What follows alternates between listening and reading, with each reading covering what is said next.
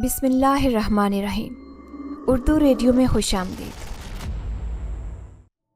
ملکہ نے تلوار چلائی تھی اور اگلے ہی لمحے اس کے سامنے کھڑے انسان کے جسم کو آگ کے شعلوں نے پکڑ لیا تھا۔ دیکھتے ہی دیکھتے وہ آگ کے شعلے بلند ہوتے گئے اور اس وجود کی چیخیں بلند ہوئی تھیں۔ 1 منٹ سے بھی کم وقت لگا تھا اور وہ وجود راکھ کے ڈھیر میں تبدیل ہو کر رہ گیا۔ اس کے ساتھ ہی ہر طرف سکوت چھا گیا تھا۔ سب لوگ حیران پریشان کھڑے تھے۔ کسی کو بھی ملکہ سے اس چیز کی امید نہیں تھی۔ انہیں تو اب تک یقین نہیں آ رہا تھا کہ ملکہ یہ سب کر سکتی ہے۔ انہیں لگ رہا تھا کہ جیسے وہ کوئی خواب دیکھ رہے تھے، ابھی نیند سے اٹھیں گے تو منظر بدلا ہوا ہوگا، مگر ایسا کچھ نہیں تھا۔ وہ جو کچھ دیکھ رہے تھے وہی حقیقت تھی، ایک بھیانک حقیقت کہ جس نے ہر ایک کو دہلا کر رکھ دیا۔ سب کے سب سہم چکے تھے، ہر طرف موت کے جیسا سناٹا چھایا تھا، جبکہ ملکہ ایک طرف کھڑی غصے سے کانپ رہی تھی۔ اس کے چہرے پر غصے سے پسینہ آ گیا تھا جو اب قطرہ قطرہ اس کے سامنے پڑے راکھ کے ڈھیر پر گر رہا تھا، اور یہ ملکہ کی زندگی کا پہلا قتل تھا۔ یہ کہانی اس رحم دل ملکہ جنات کی ہے جو سالوں سے انسانوں کے بیچ میں رہتی آ رہی تھی۔ ہاں، یہ سچ تھا۔ وہ اپنے پورے قبیلے کے ساتھ آزاد کشمیر کی خوبصورت وادی نیلم کے بلند و بالا پہاڑیوں پر کئی سالوں سے مقیم تھے۔ وہ اور اس کا قبیلہ انسان دوست جنات تھے۔ انہوں نے کبھی بھی بے وجہ کسی انسان کو تنگ نہیں کیا، اور ملکہ کے بارے میں تو مشہور تھا کہ اس نے کبھی اپنی زندگی میں مکھی یا مچھر تک نہیں مارا۔ ملکہ کا دل بہت نازک تھا، جیسے اس کا دل نازک تھا بالکل اسی طرح وہ بھی بے حد نازک تھی۔ دیکھنے میں وہ ایک چھوئی موئی سے لگتی، جیسے کاغذ کی بنی کوئی گڑیا ہو۔ وہ نہ ظلم برداشت کر سکتی تھی اور نہ ہی ظلم کرتی تھی۔ اس کو تو کبھی کسی نے معمولی سا غصہ بھی آیا ہوا نہیں دیکھا تھا۔ وہ ہر پل کھلکھلاتی رہتی، اس کے پنکھڑیوں جیسے لبوں پر ہمیشہ ایک دل فریب مسکراہٹ سجی رہتی۔ یہی وجہ تھی کہ اس کی رعایا کے تمام لوگ اس کو بہت پسند کرتے اور اس سے بہت محبت کرتے تھے۔ اس کے قبیلے میں ہمیشہ امن و سکون رہتا۔ لڑائی جھگڑا کس چیز کا نام تھا یہ ان لوگوں کو معلوم تک نہیں تھا۔ یہ سب ملکہ جنات کی ہی بدولت تھا۔ یوں تو تمام جنات اس کی رعایا تھے، مگر وہ کسی پر سختی کی قائل نہیں تھی، اسی لیے اس نے ان سب کو آزاد چھوڑا ہوا تھا۔ ہاں، اگر کبھی کسی جگہ کوئی مسئلہ ہو جاتا تو وہ سب ملکہ کا شوہر شہنشاہ جنات کے سپرد ہوتا۔ ملکہ کے نازک دلی کے باعث پوری رعایا میں ملکہ کا نام ملکہ موم پڑ گیا تھا۔ چھوٹی سے چھوٹی بات پر بھی اس کا دل پسیج جایا کرتا۔ ملکہ کو یوں تو انسان بہت پسند تھے، وہ انسانوں کے بیچ رہ کر خوشی محسوس کرتے، اور اس کی خواہش تھی کہ کاش وہ بھی ایک انسان ہوتی، مگر انسانوں کی کچھ عادات اسے بے حد تکلیف دیتی، جن میں سے سب سے بڑی عادت دھوکہ دہی تھی۔ اس نے اکثر دیکھا تھا کہ انسان ایک دوسرے کو داؤ لگانے میں لگے رہتے، ادھر موقع ملا نہیں اور ادھر دوسرے کو داؤ لگا دیا۔ اس کا ایک دل تو کرتا کہ ان کے سامنے جا کر اس چیز کو روکے، مگر وہ ایسا نہیں کر سکتی تھی، کیونکہ اس نے خود دیکھا تھا کہ انسان بہت شریر ہوتے ہیں۔ باقی جنات نے بھی ملکہ کو بتا دیا تھا کہ انسانوں میں بعض انسان ایسے بھی ہیں جو جنات کو قابو کر کے ساری زندگی کے لیے انہیں کسی چیز میں قید کر کے اپنا غلام بنا لیتے ہیں اور پھر ان سے طرح طرح کی فرمائشیں پوری کرواتے ہیں۔ یہ سب سن کر ملکہ ڈر گئی تھی، اسی لیے دوبارہ اس نے انسانوں کے سامنے جانے کا خیال اپنے دل سے نکال دیا تھا۔ لیکن ہاں، وہ انسانی شکل لے کر ان کے بیچ میں ضرور جاتی رہتی۔ ان دنوں بھی دسمبر کا موسم تھا، سردی اپنے سخت عروج پر تھی۔ ہر ذی روح اپنے گھروں میں دبکا ہوا تھا، کوئی چولہے کے آگے لکڑیاں جلائے بیٹھے تھے تو کوئی اپنے اپنے بستروں میں گھسے ہوئے تھے۔ پچھلے 2 دن سے مسلسل برف باری ہوئے جا رہی تھی۔ ابھی تک 1 فٹ تک برف پڑ چکی تھی اور مزید برف پڑنے کا ارادہ تھا۔ ان علاقوں میں تو ویسے بھی 2-2.5 انچ تک جایا کرتی تھی، جہاں سارے انسان اس سر ٹھٹرتے موسم میں گھروں کے ہو کر رہ گئے تھے، وہیں جنات اس موسم کے خوب مزے لے کر انجوائے کر رہے تھے۔ ان کے لیے یہ ٹھنڈ نہ ہونے کے برابر تھی۔ وہ خود تو آگ سے بنے ہوئے تھے، ان کے اندر اس قدر تپش تھی کہ وہ سردی کا مقابلہ بآسانی کر سکتے تھے۔ انسانوں کے بیچ رہتے ہوئے ان کی کافی عادات انسانوں جیسی ہو گئی۔ جیسے انسان برف گرتی دیکھ کر مچل اٹھتے تھے، वैसे ही जिन्नात को भी बर्फ़ गिरते हुए देखना बहुत पसंद आता। जिन्नात लड़कियां तो उस मौसम को बेहद एंजॉय करती। हर साल की मर्तबा इस साल भी बर्फ़ पड़ते ही वो अपनी रिहाइशगाहों से बाहर निकल आई थी। मलिका भी अपने कमरे की खिड़की से बाहर के खूबसूरत मनाजिर देखने में खोई थी जब उसकी कनीज़ ने आकर उसे जिन्नात लड़कियों के बाहर जाने का बताया। मलिका ने कनीज़ से कहा कि मेरी सवारी भी तैयार की जाए, मेरा भी बाहर जाने का बहुत मन हो रहा है। मलिका के हुक्म की फौरी तामील की गई और अगले 10 मिनट के अंदर अंदर मलिका की शाही सवारी तैयार होकर बाहर निकले थे। सवारी के आगे पीछे निगहबानों की भी काफ़ी तादाद मौजूद थी। मलिका बर्फ़ देखने को दीवानी हो गई थी। वो एक जगह रुकते ही इंसानी शक्ल में आ गई और बर्फीले मौसम से लुत्फ़अंदोज़ होने लगी। काफ़ी देर यूं ही चहलकदमी करने के बाद मलिका को चाय की शदीद तलब महसूस हुई। इंसानों के बीच रहते हुए उसे भी चाय की लत बुरी तरह लग चुकी थी। अभी तो मौसम भी चाय का था। उसने निगहबानों को वापस भेजा और 2 कनीज़ों को साथ लिए पास बने एक होटल की जानिब चल पड़ी। वहाँ उसने चाय का ऑर्डर दिया और चाय के साथ साथ उसने पकोड़े और चिप्स भी मंगवा लिए। अभी वो चाय से लुत्फ़अंदोज़ हो ही रही थी कि उसी वक्त होटल पर एक आदमी आया। उसका हुलिया अजीब बदमाशों वाला था। सर के बाल बड़े हुए थे जो बेतरतीब से कंधों पर फैले हुए थे। कानों में बालियां पड़ी हुई थी, आस्तीनें ऊपर को चढ़ी हुई थी और मुंह में सिगार दबाया हुआ था। उसने आते साथ ही होटल के मालिक से बदतमीजी शुरू कर दी और गालम गलूच करने लगा। देखते ही देखते बात बढ़ गई और लड़ाई झगड़ा शुरू हो गया। ये सब देखकर मलिका की हालत गैर होने लगी। इससे पहले कि वो बेहोश होकर नीचे गिरते, उसकी कनीज़ें उसे वहाँ से निकाल कर ले आई थी, मगर उस गुंडे की नज़र मलिका पर पड़ चुकी थी। मलिका उस वाक़े के बाद बेहद खौफज़दा हो चुकी थी। शाम तक उसे सख्त बुखार ने आन घेरा था। उसका रंग गुलाबी से एकदम जर्द पड़ चुका था। उसे देखकर कोई भी नहीं कह सकता था कि ये एक सुल्तानत की मलिका है। उसूलन तो मलिका उसी को होना चाहिए था जो बहादुर और मजबूत दिल की होती। उस कमज़ोर सी लड़की को मलिका बनाकर आखिर क्या मिलना था? मगर यही तो उस कमज़ोर लड़की की खासियत थी।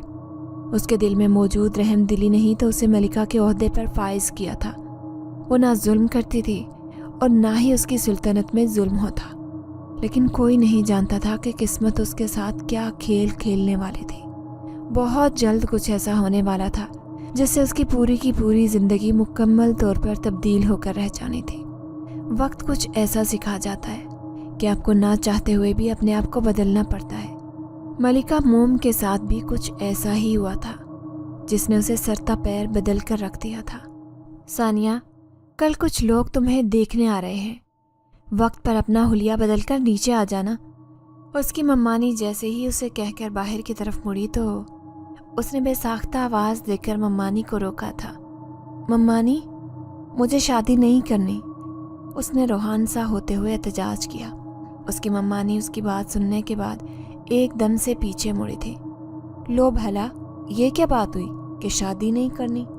क्यों नहीं करनी शादी? क्या मसला है? मम्मानी, मसला कोई नहीं है, बस मुझे शादी नहीं करनी, उसने फिर से अपनी बात दोहराई थी जिसने मम्मानी के माथे पर बल डाले थे। कोई करने वाली बात करो सानिया, ये कोई बात नहीं है। तुम छोटी बच्ची नहीं हो, माशाल्लाह से पढ़ी लिखी और अक्लो शऊर वाली हो। तुम्हें पता है शादी करनी है, आज नहीं तो कल। अभी तुमने नहीं करनी तो क्या जब बाल सफ़ेद हो जाएंगे, मुंह पर झुर्रियाँ पड़ जाएंगी, कमर झुक जाएगी, तब करोगी शादी? फजूल की ज़िद बांध कर न बैठो। मैं और तुम्हारे मामू तुम्हारी फ़िक्र में हलकान हुए जा रहे हैं। तुम्हारी शादी की उम्र निकली जा रही है, मगर तुम हो कि तुम्हें कोई एहसास ही नहीं। 3 साल से तुम्हारे रिश्ते आ रहे हैं और 3 साल से तुम बेवजह हर रिश्ते को ठुकरा रही हो। अब की बार मैं तुम्हारी कोई बात नहीं सुनूंगी। कल मेहमान आ रहे हैं घर पर, इसलिए तुम भी बगैर बुलाए मेहमानों के सामने आ जाना। मैं कोई तमाशा नहीं चाहती। इतना कहकर मम्मानी उसके कमरे से जा चुकी थी, जबकि पीछे वो सर घुटनों में दिए रोते थे। अब कैसे बताती वो अपनी मम्मानी को कि आखिर वो शादी क्यों नहीं करना चाहते? आखिर क्या वजह थी कि वो 3 साल से शादी के नाम से भी मुनकर थे? अब वो बताती भी तो किसको बताती? ना माँ बाप थे, ना बहन भाई। मम्मानी की भी बस एक ही बेटी थी वो 2 साल पहले ही ब्याह कर अपने घर की हो चुकी थी।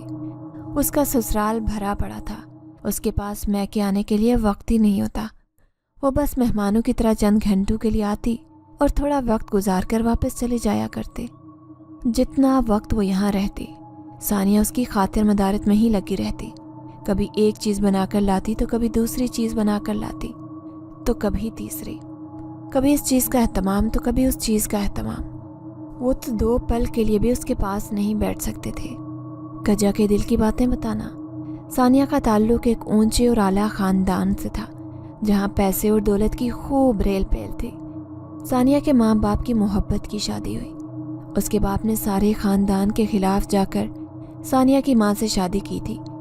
यही वजह थी कि ससुराल में सानिया की माँ का वो मुकाम और मर्तबा नहीं था जो एक ख़ानदानी बहू का होना चाहिए था। सिवाय सानिया के बाप के घर में कोई भी सानिया की माँ को मुंह तक नहीं लगाता। घर वालों ने उसे कतई ताल्लुक़ किया हुआ था और लोग उसे सबके बीच बैठे हुए भी इग्नोर कर दिया करते, जैसे वो वहाँ थी ही नहीं। सानिया की माँ ने सोचा था कि वक्ती नाराज़गी है, वक्त गुजरने के साथ साथ सब ठीक हो जाएगा, मगर ऐसा कुछ भी नहीं हुआ था। घर वालों की ये नाराज़गी वक्ती नहीं थी। इस बात का अंदाज़ा सानिया की माँ को अच्छी तरह हो गया था। जब शादी को 7 साल गुजर जाने के बाद भी घर में किसी ने उसे कबूल नहीं किया। अब तो सानिया भी 5 साल की हो चुकी थी, मगर जैसा बर्ताव सानिया की माँ के साथ रखा जाता था, सानिया के साथ भी वैसा ही रवैया रखा जाता। उसका होना ना होना भी तकरीबन बराबर ही होता। वो दादा दादी चचाओं फूफाओं के आगे पीछे फिरती रहती।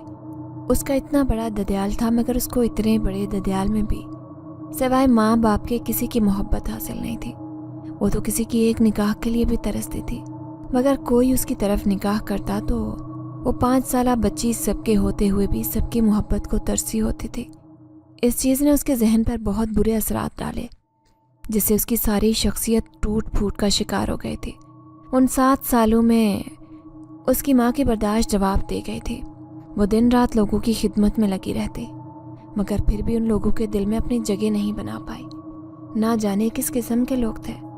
एक दिन तंग आकर सानिया की माँ अपनी सास के कदमों में बैठ गई और उससे कहने लगी कि उसने हर तरह की कोशिशें करके देख ली हैं, मगर वो उनको खुश नहीं कर पाई।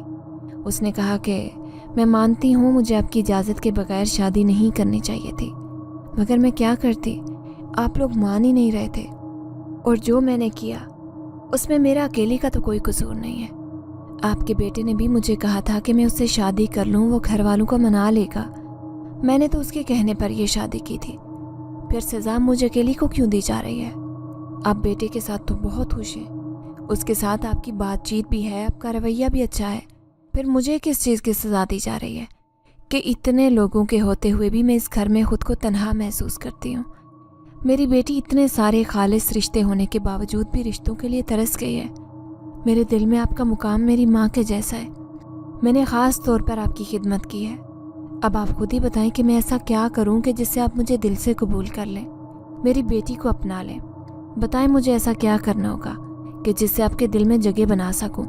जो आप कहेंगी मैं वो करने के लिए तैयार हूँ। सानिया की माँ ने अब सास के सामने हाथ जोड़ दिए थे। उसको लगता था कि ऐसा करने से उसकी सास उसे कबूल कर लेगी, मगर ये उसकी खाम ख्याली थे। वो अपनी सास के शातिर दिमाग से नावाकिफ़ थे। उसकी सास मौके पर चौका मारने वालों में से थी। उसे तो कब से इस मौके की तलाश थी जो बदकिस्मती से आज सानिया की माँ खुद उसे फराहम कर चुकी थी। फिर वो क्यों ना मौके से फ़ायदा उठाती। वो उसे पैरों में बैठा देखकर दिल ही दिल में हंस रहे थे।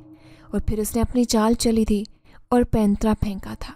पैंतरा भी ऐसा था कि दोनों सूरतों में ही सानिया की माँ उसकी ज़िंदगी से निकल जाए। उसने सानिया की माँ से कहा कि मेरे बेटे ने तुम्हें वर्गलाया और तुम मान गई। अरे मर्दों की तो फितरत ही ऐसी होती है, वो तो हर औरत के पीछे चल पड़ते हैं। मर्दों को कुछ अक्ल और शऊर होना चाहिए ना। उसने कहा और तुम मान गई। मैंने तुम्हें पहले भी कहा था कि मैं तुम्हें किसी सूरत अपनी बहू के रूप में कबूल नहीं करूँगी, फिर भी तुमने मेरे बेटे से शादी की।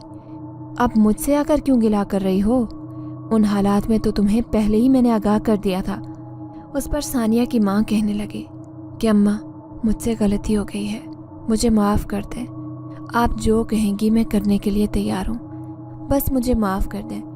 उस पर उसकी सास कहने लगी कि अच्छी तरह सोच लो, میری مانگ بہت سخت ہو سکتی ہے. اگر واقعی میری مانگ پوری کرنا چاہتی ہو تو جاؤ اپنی بیٹی کے سر کی قسم کھاؤ. ثانیہ کی ماں نے آؤ دیکھا نہ تھا فوراً سے ثانیہ کے سر پر ہاتھ رکھ دیا. تب اس کی ساس اسے کہنے لگی کہ تمہیں میرے بیٹے اور اپنے شوہر کو دوسری شادی کے لیے منانا ہوگا. میں اپنے بیٹے کی شادی اپنے خاندان میں کروانا چاہتی ہوں تاکہ اس خاندان کے لیے خاندانی بہو لا سکوں.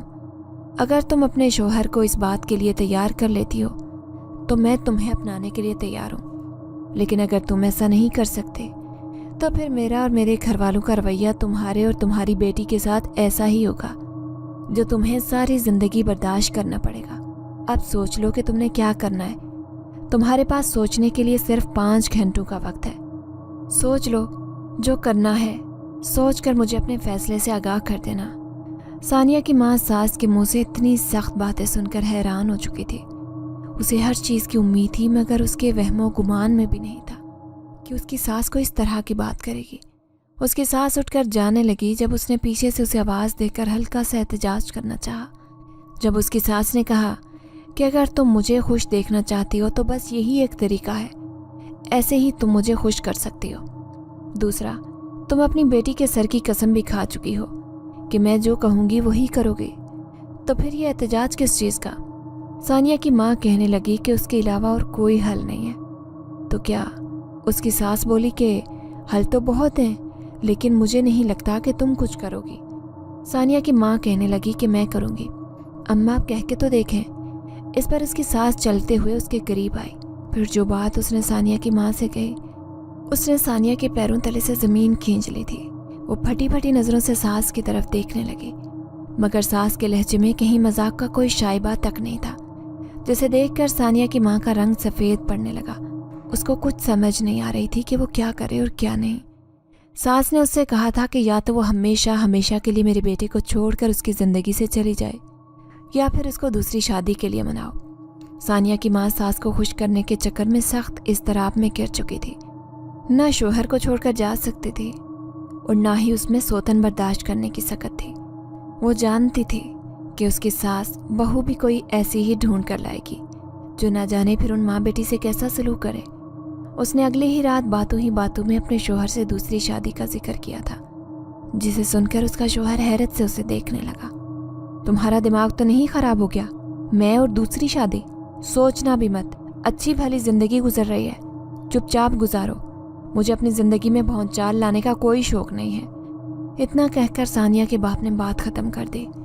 اگلی صبح اس نے منون ساری بات اپنی ساس کو بتا دی, جس پر ساس نے کہا کہ تمہارے ہوتے ہوئے وہ کبھی بھی دوسری شادی کے لیے راضی نہیں ہوگا, اس لیے بہتر ہوگا کہ تم اس کی زندگی سے نکل جاؤ. ویسے بھی میرا بیٹا تمہارے ساتھ خوش نہیں ہے. تم نے اسے دیا ہی کیا ہے؟ 7 سالوں میں تم نے ایک اولاد پیدا کی اور وہ بھی بیٹی. اس سے بے اولاد ہی ہوتی تو اچھا تھا.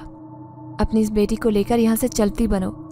ہمیں ساری زندگی تم سے اور تمہاری بیٹی سے کوئی لگاوٹ نہیں ہو سکتی, اس لیے تمہاری تمام تر کوششیں بیکار ہیں. اس کی ساس نے اسے سیدھے منہ وہاں سے جانے کے لیے کہہ دیا.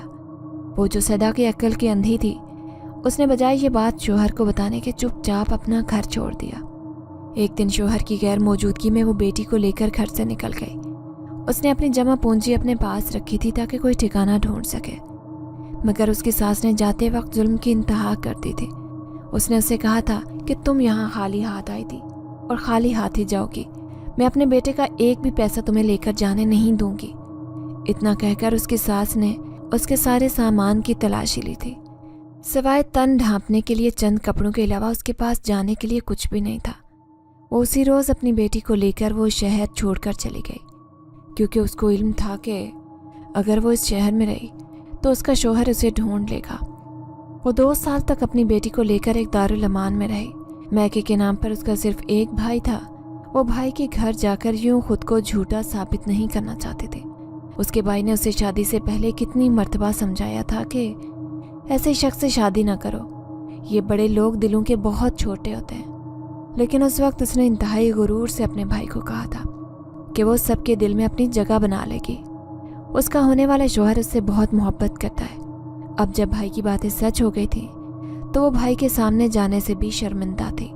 کون سا منہ لے کر جاتی بھائی کے سامنے؟ بھائی نے تو سچ کہا تھا کہ شادی صرف ایک انسان سے نہیں ہوتی، پورے خاندان کو دیکھنا پڑتا ہے، مگر اس وقت ان باتوں کو سمجھ ہی نہیں پائی تھی۔ اس کے دل میں کہیں باتیں تھیں جو آہستہ آہستہ اس کے دل کو متاثر کرنے لگی۔ پہلے 2 ہارٹ اٹیک آنے کے بعد اس نے ہمت باندھی اور بھائی کے گھر آ گئی۔ یہاں اسے اپنی زندگی کا لالچ نہیں بلکہ اپنی بیٹی کا مستقبل کھینچ کر لایا تھا۔ وہ جانتی تھی کہ اب وہ نہیں رہے گی، مگر اپنی بیٹی کو وہ یوں رلنے کے لیے نہیں چھوڑ سکتے تھے۔ لیکن جو ہم سوچتے ہیں اکثر ویسا نہیں ہوتا، حقیقت ہماری سوچ کے برعکس ہوتی ہے۔ ثانیہ کی ماں کا انتقال گاڑی میں ہی ہو گیا تھا۔ وہ نہ اپنے سگے بھائی سے مل سکی اور نہ ہی اسے اپنی بچی سونپ سکی تھی۔ گاڑی والوں نے میت کو اڈے پر اتار کر چھوڑ دیا۔ تبھی کسی نے ثانیہ سے باپ کے پتے کے بارے میں پوچھا تو ثانیہ نے باپ کا نام اور فون نمبر بتا دیا۔ اس سے زیادہ وہ اور کچھ نہیں جانتی تھی۔ خیر، اس کے باپ سے رابطہ کیا گیا اور اسے اور اس کی ماں کو اس کے باپ کے گھر پہنچا دیا گیا۔ وہ 2 سال بعد اپنی بیوی کو اس حالت میں دیکھ کر بہت رنجیدہ ہوا، مگر اب اس کا کوئی فائدہ نہیں تھا۔ خیر، بیٹی کو پا کر وہ بہت خوش ہوا تھا، لیکن اس کی ماں اور دوسری بیوی ذرا بھی خوش نہیں تھے۔ 1 سال پہلے ہی اس کی ماں نے اسے بلیک میل کر کے اس کی دوسری شادی کروا دی تھی۔ خیر، وقت گزرنے لگا۔ ابھی صرف 3 مہینے ہی گزرے تھے کہ ثانیہ کا باپ 1 ہفتے سے کام کے سلسلے میں شہر سے باہر گیا ہوا تھا۔ اس کی واپسی 2 دن بعد کی تھی۔ ثانیہ بے چینی سے اپنے باپ کی منتظر تھی۔ وہ اسے بتانا چاہتی تھی کہ اس کی غیر موجودگی میں دادی اور اس کی سوتیلی ماں اسے ڈراتی دھمکاتی ہیں اور اسے کہتی ہیں کہ یہ گھر چھوڑ کر چلی جاؤ، نہیں تو کتوں کے آگے پھینک دیں گے یا تمہیں مار دیں گے۔ مگر وہ نہیں جانتی تھی کہ اسے اس چیز کا موقع ہی نہیں ملنا کہ وہ اپنے باپ سے کسی بھی طرح کی کوئی شکایت کر سکے، کیونکہ واپسی آتے ہوئے ہی اس کے باپ کی گاڑی کو لٹیروں نے گھیر لیا تھا۔ جب اس نے مزاحمت کرنے کی کوشش کی تو اس پر اندھا دھند فائرنگ کی گئی، جس سے وہ موقع پر ہی دم توڑ گیا۔ گھر سے وہ خوش باش ہنستے مسکراتے گیا تھا، مگر اس کی واپسی سفید کفن میں ہوئی تھی۔ گھر والوں پر تو جیسے قیامت گزر گئی تھی۔ انہوں نے کب سوچا تھا کہ یہ سب کچھ ہو جائے گا، مگر قسمت کا لکھا کون ٹال سکتا ہے۔ دادی کی آنکھوں کے آگے ایک دم سے ثانیہ کی ماں کا روتا ہوا چہرہ آ گیا تھا۔ کیسے وہ ان کی بے رخی برداشت کر گئی تھی۔ شاید اس کو ثانیہ کی ماں کی ہی ہائے لگی تھی۔ جس بیٹے کے لیے اس نے اتنا سب کچھ کیا تھا وہ بچہ ہی نہ رہا تھا۔ اس نے اپنی ساری غلطیوں کا ازالہ ثانیہ کے ذریعے ہی کرنا چاہا۔ اس نے سوچا تھا کہ ثانیہ کو اپنے پاس محبت اور شفقت سے رکھے گی، مگر وہ ایسا صرف سوچ ہی سکی تھی۔ ثانیہ کے ساتھ وہ جو کچھ کر چکی تھی، اس کے بعد ثانیہ کے پاس جانے سے بھی ڈرتی تھی، کجا کہ اس کے ساتھ رہنا۔ دوسری طرف جو اس نے اپنی من پسند بہو کو بیاہ کر لائی تھی، اس نے بھی اسے دن میں تارے دکھا دیے تھے۔ وہ ثانیہ پر بھی ظلم کرتے، رات ہوتے ہی اسے چھت پر کمرے میں بند کر دیا کرتی، جہاں وہ 7 سالہ بچی ساری رات اکیلے ڈرتی رہتی۔ وہ تو خود بچی کی طرف چلی جاتی اور نہ ہی گھر کے کسی افراد کو اس کی طرف جانے دیا کرتی۔ اندھیرے اور تنہائی میں رہ رہ کر ثانیہ بھی اندھیرے کا ایک حصہ بن گئی تھی۔ وہ دیواروں سے باتیں کیا کرتی۔ پہلے جو آدھی رات کو اس کے رونے سے سکنے کی آوازیں سنائی دیا کرتی، اب وہ آوازیں کہیں دب کر رہ گئی تھی۔ ان کی جگہ اب ہر روز ثانیہ کی کھلکھلاہٹوں کی آوازیں آتی تھی۔ اب وہ پورا دن اور پوری رات کمرے میں بند رہتی۔ نہ اس کو کھانے کا ہوش تھا، نہ پینے کا۔ جب بھی اسے کھانا کھانے کو کہا جاتا، اس کی دادی بہو سے چھپ کر اس کے لیے کھانا لے کر جاتی تو وہ کھانے کی طرف دیکھتے بنا اور کہتی کہ میں کھانا کھا چکی ہوں، مجھے اور بھوک نہیں ہے۔ جب کبھی کوئی اس کے کمرے میں جاتا تو وہ عجیب سی نظروں سے اسے گھورتی۔ اس کے چہرے پر سخت بیزاری چھائی رہتی اور آنکھیں لال رنگ کی ہو جاتی، جنہیں دیکھ کر بھی ڈر لگتا تھا۔ پہلے تو سب نے یہی سوچا کہ شاید اس کا ذہنی توازن بگڑ گیا ہے، اسی لیے وہ اس طرح کی حرکات کر رہی ہے۔ اس کا ذہنی توازن بالکل ٹھیک تھا، مگر سب نے جب اس کی حرکات پر غور کیا تو نتیجہ نکلا کہ اس پر کسی آسیب کا سایہ ہو گیا ہے۔ اس بات نے سب کو بے حد پریشان کر دیا تھا۔ وہ ایک آسیب زدہ لڑکی کو اپنے گھر پر نہیں رکھ سکتے تھے، اسی لیے اس کے ماموں کا پتہ معلوم کروایا۔ اس کو اس کے ماموں کے گھر بھجوا دیا گیا، یہ کہہ کر کہ اس کے ماں باپ مر گئے ہیں، اب وہ لاوارث ہے۔ اس کے ماں نے جب اپنی بہن کی موت کی خبر سنی تو اسے بہت دکھ ہوا۔ اس نے کتنا سمجھایا تھا بہن کو، مگر اس وقت اس کی آنکھوں پر محبت کی پٹی بندھے تھے۔ اس کو اور کچھ دکھائی نہیں دے رہا تھا۔ خیر، اس کے ماموں نے اسے کھلے دل سے قبول کیا۔ اس کی ممانی بھی ایک اچھی خاتون تھے، ہاں ذرا اصولوں کی سخت تھی، لیکن وہ تو ہر کوئی ہوتا ہے۔ باقی ثانیہ کو بھی اپنی بیٹی کی طرح ہی وہ چاہتے۔ ان پر بھی جلد اس بات کا ادراک ہو گیا تھا کہ ثانیہ کسی سائے کے زیر اثر ہے۔ انہوں نے کامل سے بات کی اور فوری طور پر ثانیہ کا علاج شروع کروا دیا، لیکن مسئلہ حل ہونے کی بجائے بڑھتا ہی چلا جا رہا تھا۔ جب بھی وہ ثانیہ کو کسی عامل کے پاس لے کر جاتے تو اس کا آسیب راستے میں ہی ثانیہ سے دور ہو جایا کرتا، اور جب وہ واپس آتے تو راستے میں ہی وہ آسیب دوبارہ سے ثانیہ کے ساتھ ہو جاتا۔ گھر پر بھی ایسا ہی ہوتا، جب کسی کو ثانیہ کے علاج کے لیے بلایا جاتا تو اس کا آسیب اس سے دور ہو جاتا، اور جب تک واپس نہیں آتا، جب تک وہ عامل یا دم کرنے والا واپس نہیں جاتا۔ یوں ہی 3-4 سال گزر گئے جب ثانیہ کے ماموں کو ایک پہنچے ہوئے علم والے کے بارے میں پتہ چلا۔ وہ ثانیہ کو لے کر اس کے پاس گئے جہاں اس کا علاج ممکن ہوتا رہا، اور 3 پھیروں کے بعد ہی اس علم والے نے انہیں خوشخبری سنا دی تھی کہ ثانیہ واسیب کے سائے سے پاک ہے، وہ اب ثانیہ کی جان چھوڑ کر جا چکا ہے۔ یہ خبر سن کر سبھی مطمئن تھے۔ اس کے ماموں نے اسے اسکول میں بھی ڈالا تھا، مگر ثانیہ کی دلچسپی پڑھائی میں نہ ہونے کے برابر تھی۔ ان کی لاکھ کوششوں کے باوجود بھی وہ 8ویں جماعت سے آگے پڑھ نہیں پائی تھی۔ اتنے سارے دھچکوں کے بعد اس کی شخصیت عجیب سی ہو چکی تھی۔ کبھی اسے دیکھ کر لگتا کہ اس سے زیادہ فرما بردار اور کوئی ہے ہی نہیں، اور کبھی یوں لگتا کہ بہت زیادہ ضدی اور خود سر ہو گئی ہے۔ اس کے ماموں اور ممانی دونوں یہ بات جانتے تھے، لیکن جہاں وہ اپنی بیٹی کی بے جا ضد پر اسے ڈانٹ دیا کرتے تھے، وہیں پر ثانیہ کو کچھ بھی نہ کہتے، کیونکہ جانتے تھے کہ وہ بن ماں باپ کی بچی ہے۔ اس کو ڈانٹنے کا ان کا دل بھی نہیں کرتا تھا۔ خیر، وقت خیر و عافیت سے گزر گیا۔ اجالا کی شادی کو 2 سال گزر گئے تھے۔ اپنی بیٹی سے پہلے وہ ثانیہ کے فرض سے سبکدوش ہونا چاہتے تھے، مگر ثانیہ ان کی بات مانتی تو نہ۔ ثانیہ تو ہر مرتبہ ہی شادی کے نام پر اکھڑ جایا کرتی۔ اس دن بھی جب اس نے شادی کرنے سے انکار کیا تو اس کی ممانی نے سوچ لیا تھا کہ اب پیار سے کام نہیں چلے گا، ثانیہ کی بھلائی کے لیے انہیں اس پر سختی کرنی پڑے گی۔ خیر، اگلے ہی دن ممانی کے کہنے کے مطابق ان کے گھر مہمانوں کی آمد ہو چکی تھی۔ اجالا کو بھی اس کی ماں نے بلا لیا تھا۔ چائے پانی کے بعد جب ممانی نے اجالا کو ثانیہ کو بلانے بھیجا تو اجالا کچھ ہی دیر میں واپس آ گئی تھی، مگر اس وقت اجالا کے چہرے کے رنگ اڑے دیکھ کر ممانی کو شدت سے کچھ غلط ہونے کا احساس ہوا۔ اس نے اشارے سے ماں کو باہر بلایا اور اس سے کہا کہ اماں، ثانیہ اپنے کمرے میں نہیں ہے۔ یہ کیا کہہ رہی ہو تم اجالا؟ کمرے میں نہیں ہے تو کہاں گئی؟ تم نے واش روم دیکھا ہے؟ وہ یقیناً واش روم میں ہوگی۔ رکو، میں دیکھ کر آتی ہوں، بلکہ میں خود اسے ساتھ لے کر آتی ہوں۔ امی، میں نے دیکھ لیا ہے، بلکہ بہت اچھے سے اس کا پورا کمرہ اور پورا گھر چھان کر آ رہی ہوں، مگر وہ کہیں بھی نہیں ہے۔ وہ ہمیں بے عزت کروا کر خود یہاں سے بھاگ گئی ہے۔ میں آپ کو پہلے بھی کہتی تھی کہ اس سے اس کی مرضی پوچھ لیں، مگر آپ ہی بضد تھے کہ وہ تو کبھی گھر سے بھی نہیں نکلی، پھر اس کی اپنی مرضی کہاں سے آ گئی؟ آپ نے ہی اس کو زیادہ لاڈ دیے ہوئے تھے۔ جس بن ماں باپ کی بچی پر ترس کھا کر آپ نے اسے سر پر چڑھایا تھا، آج وہی بن ماں باپ کی بچی آپ کے سروں میں خاک ڈال کر گئی ہے۔ اگلے 5 سال پہلے ہی کسی سے نکاح کر چکی تھی، آپ کو خبر بھی نہیں ہوئی۔ یہ دیکھیں ثبوت، وہ خط اور نکاح نامے کی کاپی چھوڑ کر گئی ہے۔ پھپھو کی طرح وہ بھی اپنی مرضی سے بھاگ کر گئی ہے۔ مہمانوں کو چائے پلا کر واپس بھیج دیں۔ اجالا کے منہ سے نکلنے والی باتیں سن کر ممانی ششدر رہ گئیں۔ انہوں نے جلدی سے اس کے ہاتھ سے 2 کاغذ چھینے تھے، جن میں سے ایک نکاح نامہ تھا اور دوسرا ثانیہ کا خط تھا، جس میں وہ بڑی ڈٹائی سے اپنے نکاح کا اعتراف کر رہی تھی، اور ساتھ ہی وہ یہ کہہ رہی تھی کہ وہ پچھلے 8 سالوں سے کسی کو پسند کرتی ہے، اور اس نے 5 سال پہلے ہی اپنی مرضی سے اسے نکاح بھی کیا تھا۔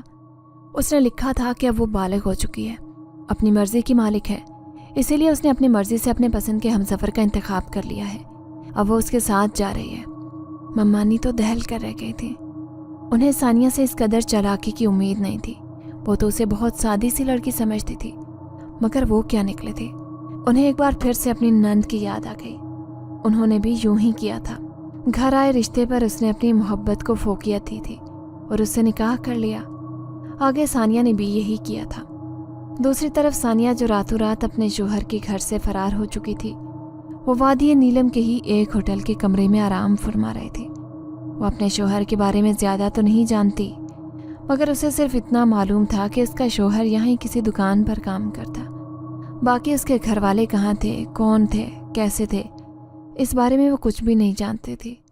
اس نے 2-3 مرتبہ اس سے پوچھنے کی کوشش بھی کی، لیکن وہ ہر مرتبہ اس کی بات کو ٹال دیا کرتا۔ ان کی ملاقات زیادہ لمبی نہیں ہوتی تھی، وہ بس کچھ ہی وقت کے لیے آتا اور دونوں ساتھ میں وقت گزارتے، اور پھر اچانک ہی وہ واپس چلے جایا کرتا۔ اس نے ثانیہ کو منع کر رکھا تھا کہ اس کی ذات کے متعلق کوئی بھی سوال نہ پوچھے۔ شاید وہ چاہتا ہی نہیں تھا کہ ثانیہ اس کے بارے میں کچھ بھی جانے۔ اس کے منع کرنے کے بعد بھی ثانیہ نے دوبارہ کبھی خود سے اس کے بارے میں جاننے کی کوشش نہیں کی۔ وہ فون پر بھی ثانیہ سے کوئی بات نہیں کرتا تھا۔ اس کا کہنا تھا کہ اسے یہ ٹیلی فون پر بات چیت کرنا پسند نہیں ہے۔ اس نے ثانیہ کو اپنا کانٹیکٹ نمبر تو دے دیا تھا، مگر اسے سختی سے کہا تھا کہ سوائے ایمرجنسی کے وہ اس پر کوئی کال نہیں کرے گی اور نہ ہی کوئی میسج۔ کل جب اس کی ممانی نے اسے سختی سے بات کی تو وہ سمجھ گئی تھی کہ اب اس کی ممانی اس کا کوئی عذر قبول نہیں کریں گی، بلکہ اس کی شادی کروا کر ہی چھوڑیں گی۔ اسے کچھ سمجھ نہیں آ رہی تھی کہ وہ اپنی جان کیسے چھڑائے۔ اس کے ذہن میں اپنے شوہر کا نمبر آیا تھا۔ آدھی رات کو جب سب سو چکے تھے تب اس نے گھر کے لینڈ لائن سے کال کر کے اپنے شوہر کو کہا کہ وہ آئے اور آ کر اس کو اپنے ساتھ لے جائے۔ فون کرنے کے 1 گھنٹے بعد ہی اس کا شوہر اس کو لینے کے لیے آ گیا تھا۔ وہ اسے لیے ایک ہوٹل میں آیا تھا جہاں اس نے پہلے سے کمرہ بک کروا رکھا تھا۔ ثانیہ نے اس سے پوچھا کہ وہ اسے اپنے گھر کیوں نہیں لے کر گیا، تو اس نے کہا کہ اس کا گھر یہاں نہیں ہے، وہ بہت دور ہے، یہاں وہ صرف کام کرتا ہے اور ابھی اسے کچھ عرصے کے لیے ہوٹل پر ہی رہنا پڑے گا۔ ثانیہ نے زیادہ سوال جواب نہیں کیے، وہ تو اتنی خوبصورت جگہ پر آ کر ہی خوش ہو گئے تھے۔ اسے اپنے کیے پر کوئی افسوس نہیں تھا، اسے کوئی غرض نہیں تھی کہ وہ اپنے محسنوں کی عزت کس طرح خاک میں ملا کر آئی تھی۔ وہ تو اپنے شوہر کے ساتھ ایک نئی زندگی کی شروعات کر چکی تھی۔ وہاں رہتے ہوئے انہیں سال سے اوپر کا وقت ہو گیا تھا۔ اس دوران اس کے شوہر نے وہیں پر ایک چھوٹا سا کاٹیج کرائے پر لے لیا تھا۔ وہیں پر ان کی زندگی انتہائی خوبصورتی سے گزر رہی تھی، لیکن وہ دونوں اس بات سے انجان تھے کہ جلد ہی ان پر ایک ایسا طوفان آنے والا ہے جس سے ان کی ساری زندگی بدل کر رہ جانی ہے۔ ملکہ موم کافی دن تک اس واقعے کے زیر اثر رہی تھی۔ جب اس کی طبیعت ذرا سنبھلی تو اس نے پھر سے باہر نکل کر گھومنا پھرنا شروع کر دیا تھا۔ وہ جب بھی وادی کی سیر کے لیے جاتی تو اسے ایسے لگتا کہ جیسے اس پر کوئی گہری نظر رکھے ہوئے تھا۔ اس نے تلاشنے کی بہت کوشش کی، لیکن وہ جو کوئی بھی تھا وہ بہت شاطر تھا۔ ملکہ سمجھ چکی تھی کہ وہ جنات میں سے ہی کوئی تھا، کیونکہ کوئی انسان اتنا شاطر نہیں تھا کہ وہ ملکہ کی جادوئی طاقتوں سے بچ پاتا۔ آج کل ملکہ ویسے بھی بہت پریشان رہتی تھی۔ اس کی طبیعت عجیب سی چڑچڑی سی ہوتی تھی۔ اس کو خود ہی اپنے مزاج کی سمجھ نہیں آ رہی تھی کہ اس کا مزاج کیوں اس قدر بار بار بدل رہا تھا۔ اسے بار بار بلا وجہ یوں ہی بیٹھے بیٹھے رونا آ جاتا، اور کبھی عجیب سی ضد۔ وہ نہیں جانتی تھی کہ یہ سب کچھ کیوں ہو رہا تھا، لیکن اس کی وجہ شہنشاہ جنات کی عدم توجہ تھی۔ ملکہ کافی وقت سے نوٹ کر رہی تھی کہ شہنشاہ جنات نہ تو اسے وقت دیتا تھا اور نہ ہی اس سے زیادہ بات کرتا تھا۔ ہاں، یہ بات صحیح تھی کہ اسے شہنشاہ سے محبت نہیں تھی۔ اس نے شہنشاہ کو اپنے ہمسفر کے طور پر صرف اس لیے قبول کیا تھا کہ وہ اس کے باپ کا انتخاب تھا، اور اس کے لیے اس کے باپ کا چناؤ بے حد اہمیت کا حامل تھا۔ اس نے بغیر کچھ کہے اپنے باپ کے انتخاب پر بھروسہ کر کے اسے اپنے ہمسفر کے طور پر قبول کر لیا تھا۔ شہنشاہ اس سے بہت محبت کرتا تھا، وہ اس سے عشق کا دعوے دار تھا، وہ اس کی ہر چھوٹی سے چھوٹی خواہش کا پورا خیال رکھتا۔ شادی کے بعد ملکہ کو معلوم ہی نہیں ہوا کہ کب وہ شہنشاہ کو اپنا دل دے بیٹھی تھی۔ اسے شہنشاہ سے محبت بھی ہو گئی تھی، بے شک وہ تھا ہی چاہے جانے کے قابل، لیکن اب پچھلے کچھ عرصے سے وہ کافی بدلا بدلا لگ رہا تھا۔ وہ نہ تو ملکہ کو پہلے جیسی توجہ دیتا اور نہ ہی ملکہ سے اس طرح بات چیت کرتا جیسے وہ پہلے کیا کرتا تھا۔ ملکہ نے اس سے پوچھنے کی کوشش بھی کی تھی، لیکن اس نے کہا کہ یہ صرف اس کا وہم ہے، وہ بہت زیادہ مصروف ہوتا ہے، اسی لیے اس کو ایسا لگ رہا ہے۔ ملکہ نے پہلے پہل اس کو اپنا وہم سمجھ کر بھول جانے کی کوشش کی، مگر جب چاہنے والا انسان بدل جائے تو آپ کو بے چینی ہوتی ہے۔ ملکہ بھی سمجھ نہیں پا رہی تھی کہ آخر اس سے ایسی کیا غلطی سرزد ہو گئی ہے جو وہ شہنشاہ کی نظر کرم کے قابل نہیں رہی۔ ایک دن اس نے یوں ہی اپنی سہیلیوں سے بات کی تو ہر ایک نے اپنے اپنے اندازے بیان کیے تھے۔ مگر ایک اندازہ ایسا تھا کہ جس سے سبھی متفق تھے کہ یہی بات ہو سکتی ہے، اور وہ اندازہ یہ تھا کہ ملکہ شادی کے 8 سال گزر جانے کے باوجود بھی اسے اولاد کی خوشی نہیں دے پائی تھی۔ شاید یہی وجہ تھی جو شہنشاہ اب اس سے التفات برت رہا تھا، لیکن اب یہ ملکہ کے برداشت سے باہر تھا۔ اس سے برداشت نہیں ہو رہا تھا کہ اس کا چاہنے والا، اس کا ہمسفر اس سے اس طرح کا رویہ رکھے۔ ایک دن آدھی رات کا وقت تھا جب شہنشاہ آرام گاہ میں نکل کر باہر آیا اور پھر محل سے بھی نکل گیا۔ اس کے اٹھتے ہی ملکہ کی آنکھ بھی کھل گئی تھی۔ ملکہ بھی شہنشاہ کا پیچھا کرنے کی غرض سے محل سے باہر نکل آئی تھی۔ وہ کافی دور تک گئی مگر اسے شہنشاہ کا کچھ پتہ نہیں چل رہا تھا۔ وہ یوں ہی ادھر سے ادھر تلاش کر رہی تھی جب ایک ننھی روتی بھلکتی آواز نے اس کا کلیجہ چیر دیا۔ وہ ایک دم آواز کی سمت گئی تھی جہاں اسے ایک سڑک کے کنارے ایک گلابی کمبل میں لپٹا وجود دکھائی دیا۔ ملکہ فوراً اس کے پاس آئی۔ اس کو اٹھا کر دیکھا تو وہ ایک 2 مہینے کی بچی تھی جو ہونٹوں پر زبان پھیر کر بلک بلک کر رو رہی تھی۔ اسے شاید دودھ کی طلب ہو رہی تھی۔ ملکہ نے فوراً سے اپنے جادو سے اس کے لیے دودھ کا انتظام کیا۔ دودھ پیتے ہی بچی پرسکون ہو گئی اور بازو مارنے لگی۔ ملکہ ادھر ادھر دیکھتے ہوئے اس بچی کا کوئی وارث تلاش کرنے لگی کہ جب اچانک ہی اس کی نظر اس بچی کے ہاتھ کی پشت پر پڑی، جسے دیکھ کر ملکہ ایک دم ہی اپنی جگہ پر ساکت اور جامد ہو گئے تھے۔ وہ ایسا کچھ سوچنا نہیں چاہتے تھے، مگر جو کچھ وہ دیکھ رہی تھی وہ اسے جھٹلا بھی تو نہیں سکتے تھے۔ اس نے ایک دم سے اپنی آنکھیں بند کی تھیں اور زیر لب کچھ پڑھ کر پھونکا کہ اگلے ہی لمحے اس کے سامنے ایک شیشہ نما چیز نمایاں ہوئی، جسے دیکھتے ہی ملکہ کے ماتھے پر غصے سے لکیریں ابھر آئی تھی۔ اس نے اپنی ایک کنیز کو بلا کر بچی اس کے حوالے کی اور خود وہاں سے غائب ہو گئی۔ اگلے ہی لمحے وہ کاٹیج میں موجود تھی جہاں ایک آدمی کھڑا مکرو انداز میں کہکے لگا رہا تھا۔ سامنے ہی اس کی بیوی کھڑی تھی جو دیوار سے لگی تھر تھر کانپنے میں مصروف تھی، اور اس آدمی کے سامنے مسلسل ہاتھ جوڑے نہیں کی گردان کر رہے تھے۔ مگر وہ آدمی شاید کوئی حیوان صفت تھا۔ اس پر اپنی بیوی کی کسی فریاد کا اثر نہیں ہو رہا تھا۔ اس سے پہلے کہ ملکہ آگے بڑھتی اور اسے روکتی، اس آدمی نے اپنے ہاتھ کی مٹھی پر کچھ پڑھ کر اس لڑکی کی طرف پھونک ماری تھی، جس سے اس لڑکی کے جسم کو ایک جھٹکا لگا تھا، اور اگلے ہی لمحے اس کا جسم بے جان ہو کر نیچے گرا تھا۔ اس کا رنگ مکمل سفید پڑ چکا تھا۔ ایسے لگ رہا تھا جیسے کسی نے اس کے جسم سے خون کا آخری قطرہ تک چوس لیا ہو۔ اس کے مرتے ہی وہ آدمی کہکا لگاتے ہوئے پیچھے کو مڑا تھا، مگر جیسے ہی اس کی نظر ملکہ پر پڑی، اس نے وہاں سے بھاگنے کی کوشش کی تھی مگر وہ کامیاب نہیں ہو سکا۔ ملکہ جو کب سے ساکت سارا منظر کھڑی دیکھ رہی تھی، اسے بھاگتے ہی فوراً سے ہوش میں آئی تھی اور جلدی سے اپنے ہاتھ کو اس کی طرف موڑ کر جھٹکا دیا تھا، جس سے اس کے ہاتھ سے ایک چمکتی ہوئی رسی برآمد ہوئی تھی جس نے اسے پوری طرح اپنی لپیٹ میں لے کر جکڑ لیا تھا۔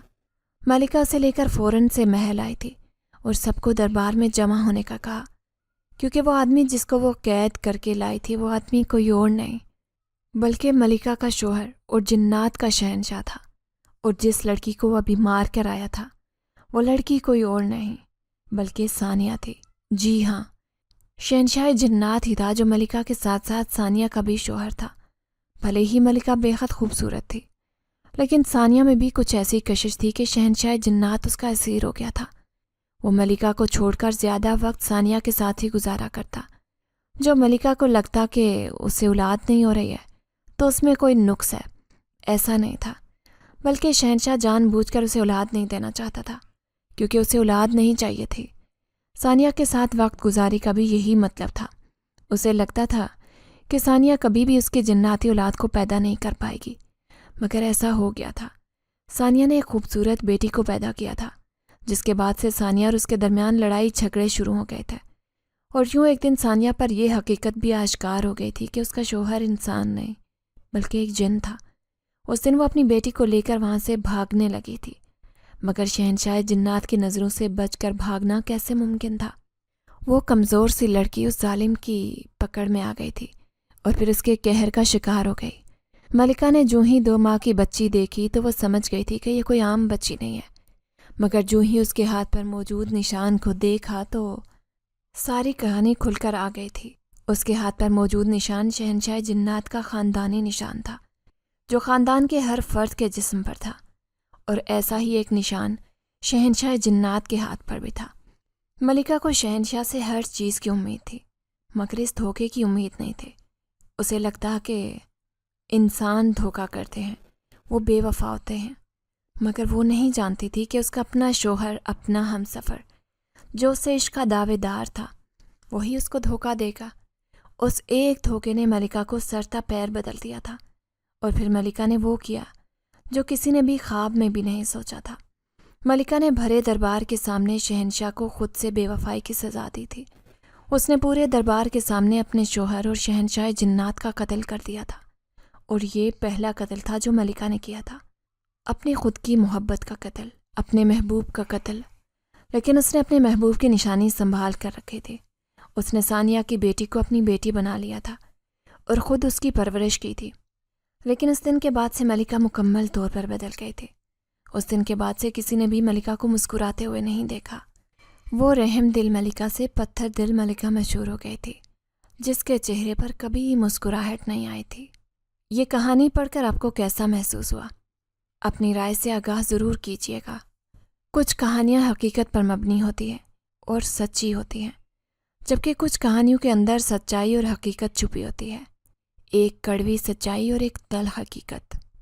اگر آپ کو ہماری یہ کہانی پسند آئی ہے تو لائک کیجیے، شیئر کیجیے، اور اگر ابھی تک آپ نے ہمارا چینل سبسکرائب نہیں کیا تو اردو ریڈیو کو لازمی سبسکرائب کیجیے۔ ملتے ہیں اگلی ویڈیو میں۔ اللہ حافظ۔